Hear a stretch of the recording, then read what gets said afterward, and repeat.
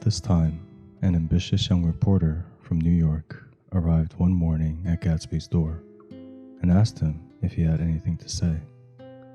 "Anything to say about what?" inquired Gatsby politely.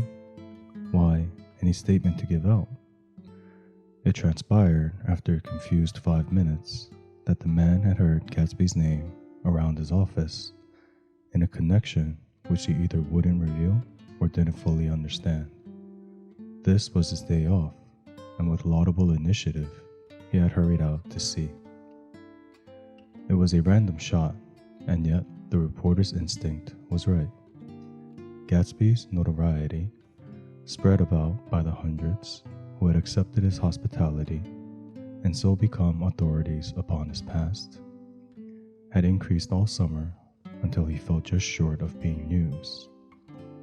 Contemporary legends such as the underground pipeline to Canada attached themselves to him, and there was one persistent story that he didn't live in a house at all, but in a boat that looked like a house and was moved secretly up and down the Long Island shore. Just why these inventions were a source of satisfaction to James Gatz of North Dakota isn't easy to say. James Gatz, that was really, or at least legally, his name. He had changed it at the age of 17, and at the specific moment that witnessed the beginning of his career, when he saw Dan Cody's yacht drop anchor over the most insidious flat on Lake Superior. It was James Gatz who had been loafing along the beach that afternoon in a torn green jersey and a pair of canvas pants. But it was already Jay Gatsby who borrowed a rowboat, pulled out to the Tuolumne, and informed Cody that a wind might catch him and breaking up in half an hour. I suppose he'd had the name ready for a long time, even then. His parents were shiftless and unsuccessful farm people.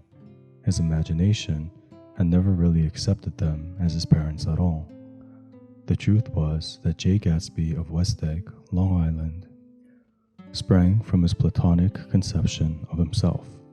He was a son of God, a phrase which, if it means anything, means just that, and he must be about his father's business, the service of a vast, vulgar, and meretricious beauty. So he invented just the sort of Jay Gatsby that a 17-year-old boy would be likely to invent, and to this conception he was faithful to the end. For over a year, he had been beating his way along the south shore of Lake Superior as a clam digger and a salmon fisher, or in any other capacity that brought him food and bed. His brown, hardening body lived naturally through the half-fierce, half-lazy work of the bracing days.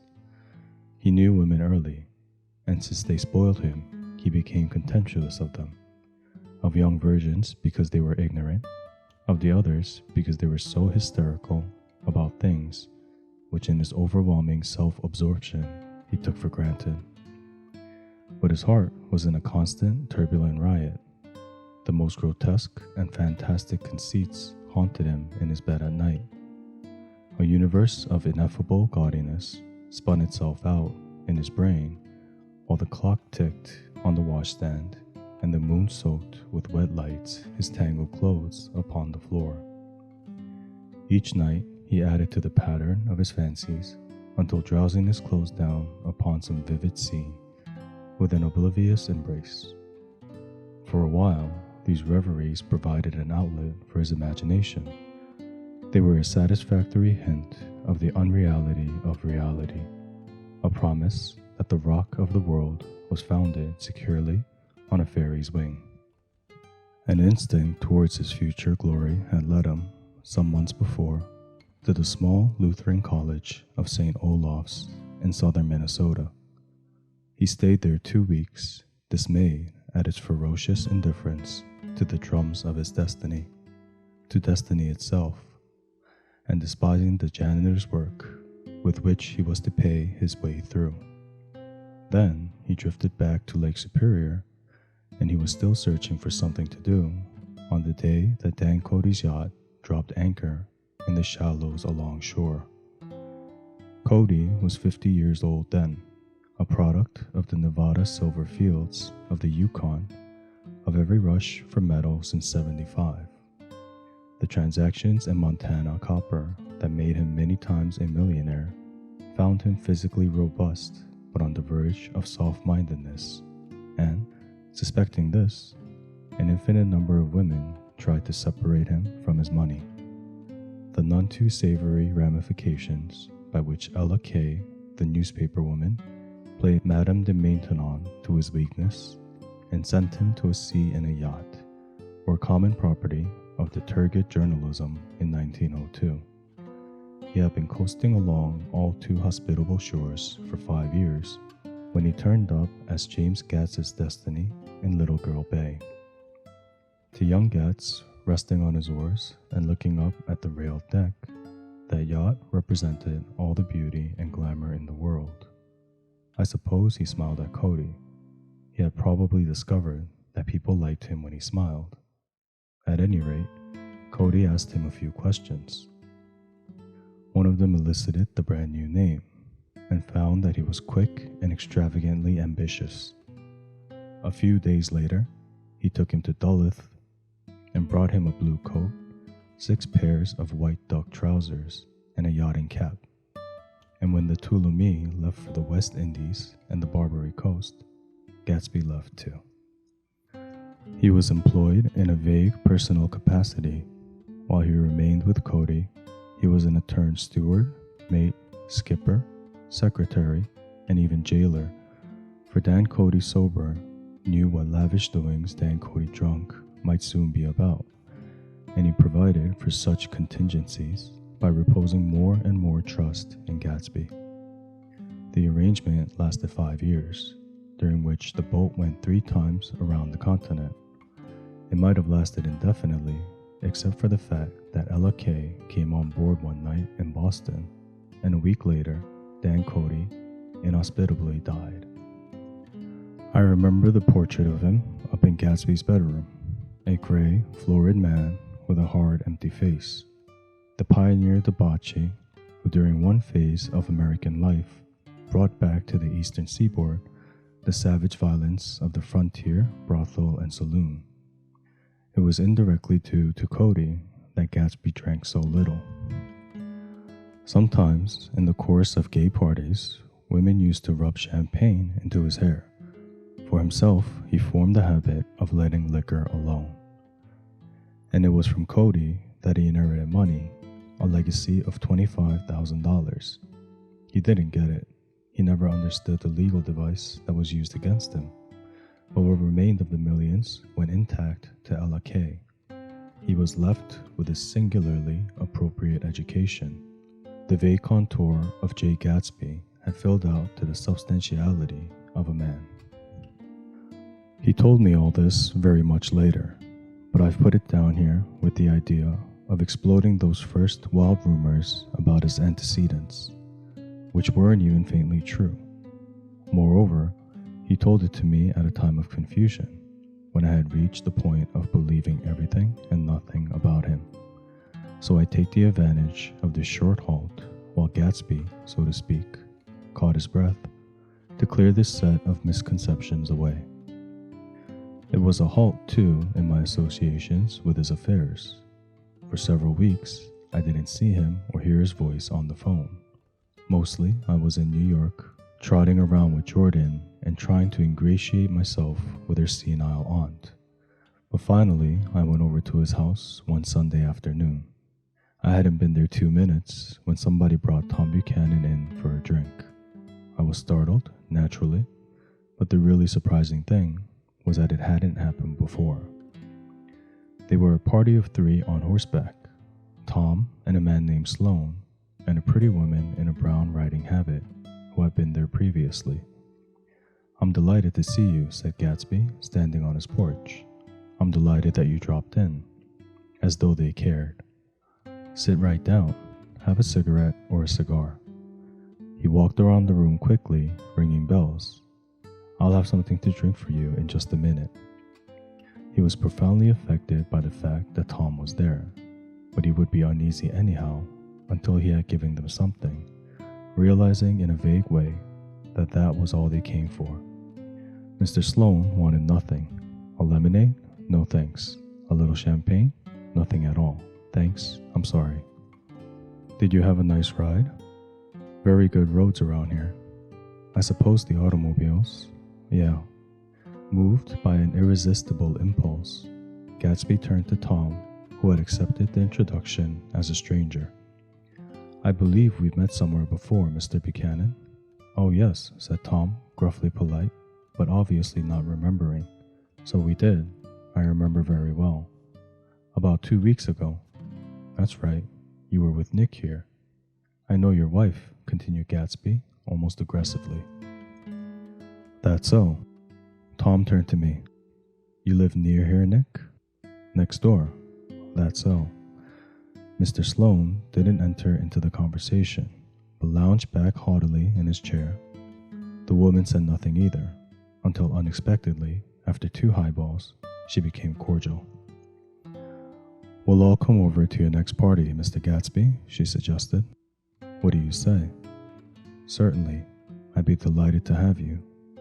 Be very nice, said Mr. Sloan, without gratitude. Well, think ought to be starting home. Please don't hurry, Gatsby urged them. He had control of himself now, and he wanted to see more of Tom. Why don't you stay for supper? I wouldn't be surprised if some other people dropped in from New York. You come to supper with me, said the lady enthusiastically. Both of you. This included me. Mr. Sloan got to his feet. Come along, he said, but to her only. I mean it, she insisted. I'd love to have you. Lots of room. Gatsby looked at me questioningly. He wanted to go, and he didn't see that Mr. Sloan had determined he shouldn't. I'm afraid I won't be able to, I said. Well, you come, she urged, concentrating on Gatsby. Mr. Sloan murmured something close to her ear. We won't be late if we start now, she insisted aloud. I haven't got a horse, said Gatsby. I used to ride in the army, but I've never bought a horse. I'll have to follow you in my car. Excuse me for just a minute. The rest of us walked out on the porch, where Sloan and the lady began an impassioned conversation inside. My God, I believe the man's coming, said Tom. Doesn't he know she doesn't want him? She says she does want him. She has a big dinner party, and he won't know a soul there. He frowned. I wonder where in the devil he met Daisy. By God, I may be old-fashioned in my ideas, but women run around too much these days to suit me. They made all kinds of crazy fish. Suddenly, Mr. Sloan and the lady walked down the steps and mounted their horses. Come on, said Mr. Sloan to Tom. We're late. We've got to go. And then to me. Tell him we couldn't wait, will you? Tom and I shook hands, and the rest of us exchanged a cool nod, and they trotted quickly down the drive, disappearing under the August foliage, just as Gatsby, with hat and light overcoat in hand, came out the front door. Tom was evidently perturbed at Daisy's running around alone, for on the following Saturday night, he came with her to Gatsby's party. Perhaps this presence gave the evening its peculiar quality of oppressiveness. It stands out in my memory from Gatsby's other parties that summer. There were the same people, or at least the same sort of people, the same profusion of champagne, and the same many-colored, many-keyed commotion, but I felt an unpleasantness in the air, a pervading harshness that hadn't been there before. Or perhaps I had merely grown used to it, grown to accept West Egg as a world complete in itself, with its own standards and its own great figures, second to nothing because it had no consciousness of being so. And now I was looking at it again through Daisy's eyes. It is invariably saddening to look through new eyes at things upon which you have expended your own powers of adjustment. They arrived at twilight, and, as we strolled out among the sparkling hundreds, Daisy's voice was playing murmurous tricks in her throat. These things excite me so, she whispered.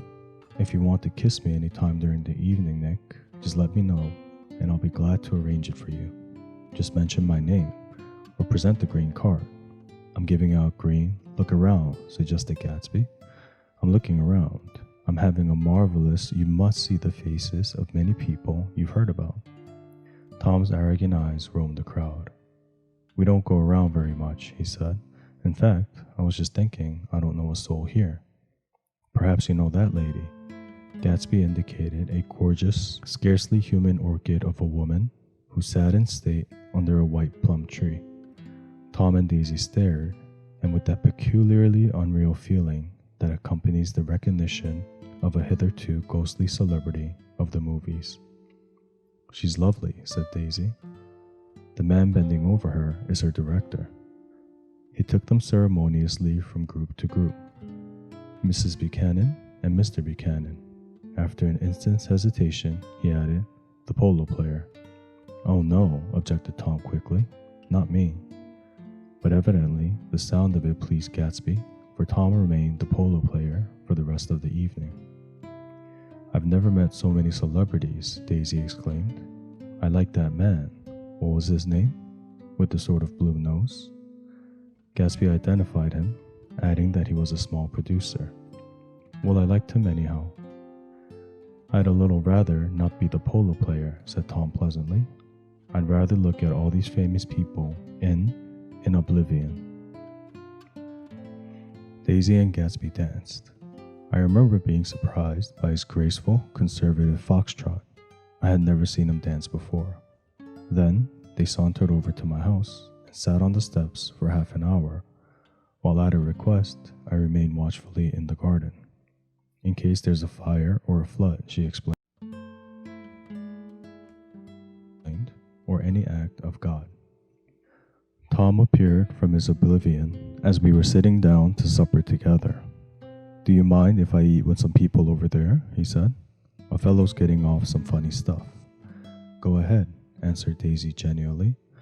And if you want to take down any addresses, here's my little gold pencil.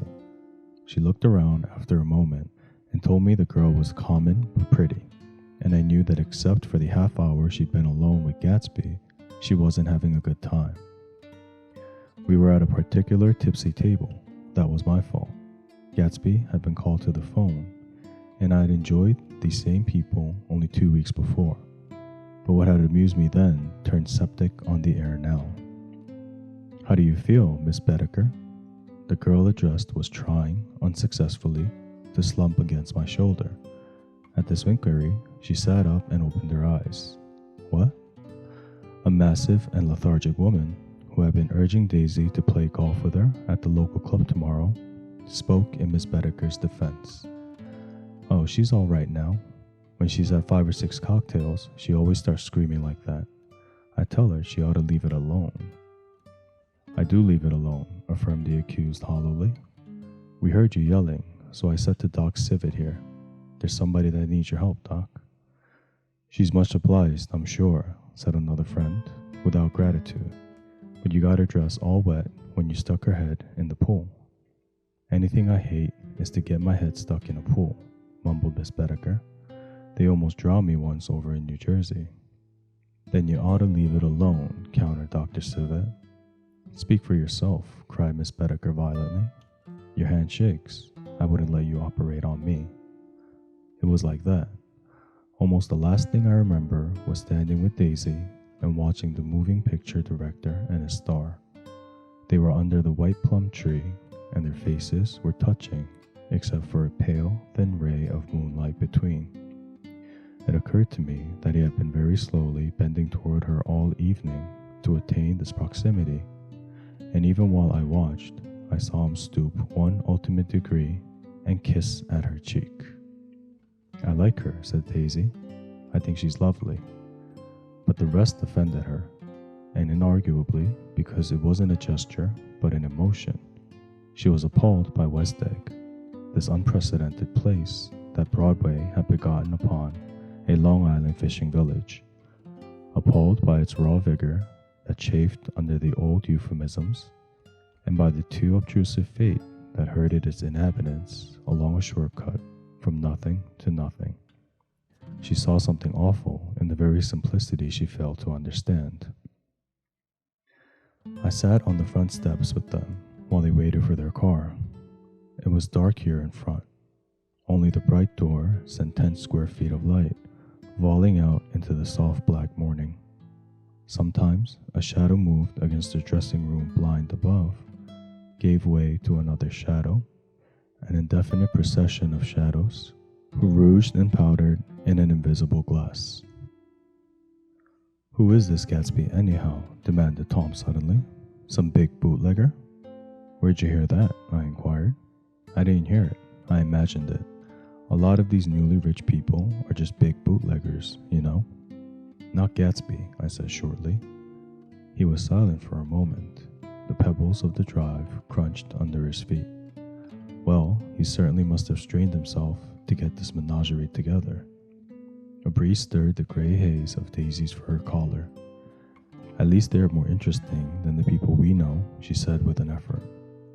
"You didn't look so interested." "Well, I was." Tom laughed and turned to me. "Did you notice Daisy's face when that girl asked her to put her under a cold shower?" Daisy began to sing with the music in a husky, rhythmic whisper, bringing out a meaning in each word that it had never had before and would never have again. When the melody arose, her voice broke up sweetly, following it, in a way contralto voices have, and each change tipped out a little of her warm human magic upon the air. "Lots of people come who haven't been invited," she said suddenly. That girl hadn't been invited. They simply forced their way in, and he's too polite to object. "I'd like to know who he is and what he does," insisted Tom, "and I think I'll make a point of finding out." "I can tell you right now," she answered. "He owns some drugstores, a lot of drugstores. He built them up himself." The dilatory limousine came rolling up the drive. "Good night, Nick," said Daisy. Her glance left me and sought the lighted top of the steps, where 3 o'clock in the morning, a neat, sad little waltz of that year, was drifting out the open door. After all, in the very casualness of Gatsby's party, there were romantic possibilities totally absent from her world. What was it up there in the song that seemed to be calling her back inside? What would happen now in the dim, incalculable hours? Perhaps an unbelievable guest would arrive, a person infinitely rare and to be marveled at, some authentically radiant young girl who, with one fresh glance at Gatsby, one moment of magical encounter, would blot out those 5 years of unwavering devotion. I stayed late that night. Gatsby asked me to wait until he was free, and I lingered in the garden until the inevitable swimming party had run up, chilled and exalted, from the black beach, until the lights were extinguished in the guest rooms overhead. When he came down the steps at last, the tan skin was drawn unusually tight on his face, and his eyes were bright and tired. "She didn't like it," he said immediately.